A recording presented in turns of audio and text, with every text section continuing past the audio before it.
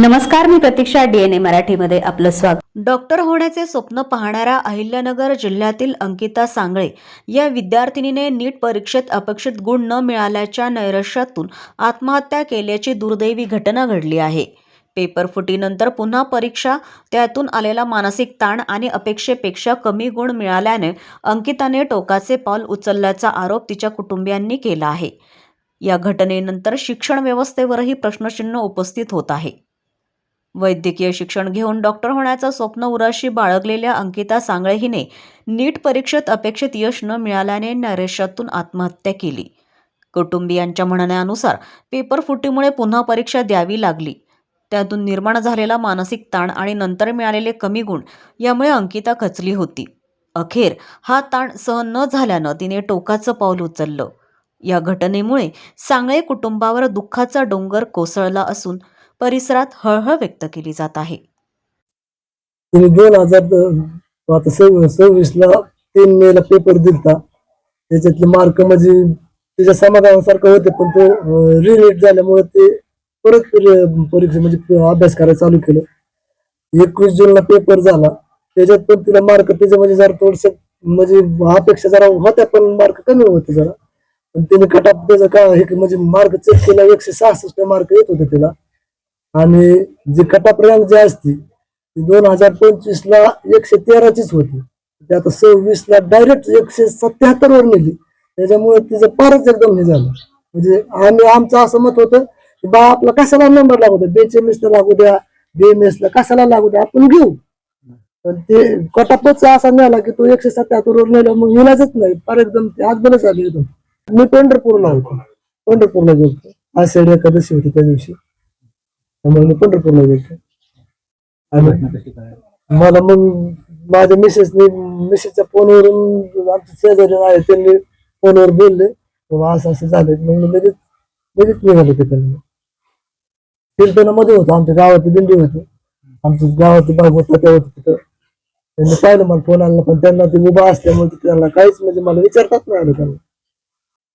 त्यांना अपेक्षा होती व तिचा नंबर लागाव म्हणून परीक्षेच्या झाल्या. परीक्षा दिली की येताना तिने तिच्या भावाला लगेच पटापट फोनवर सगळं जे मार्किंग केलेले होते पेपरवर सगळे फोटो टाकले. माझ्या मुलांनी चेक केलं, म्हणलं दीदी 166 मार्क पडतात तुला, तुझा नंबर 100% कुठल्या पण BHMS ला लागत असतो. गेल्या वर्षी कटअप 113चाच होता.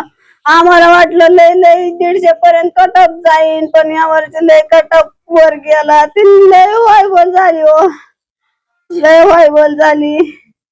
जरी पेपर देऊन आम्ही आलो आणि तिने मार्क बघितल्यावर तिला वाटलं आता 100% मग 1% माझा नंबर लागत असतो कुठं तरी. लय खुश होती, म्हणायची मम्मी मला असं वाटतंय स्वर्ग मिळालं, मला माझं स्वप्न साकार होईल ग मम्मी, मी तोंडवणार फिरवला माझी बाई डॉक्टर होणार आहे.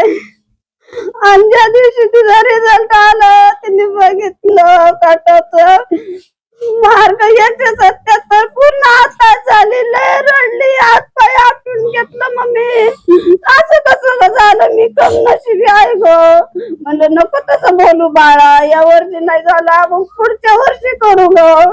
अगं दादानी नाही का 2-3 वर्ष दिलं, आपण पुढच्या वर्षी. आता 3 महिने जाते निघून, आता 9 महिने परतचे जाते निघून.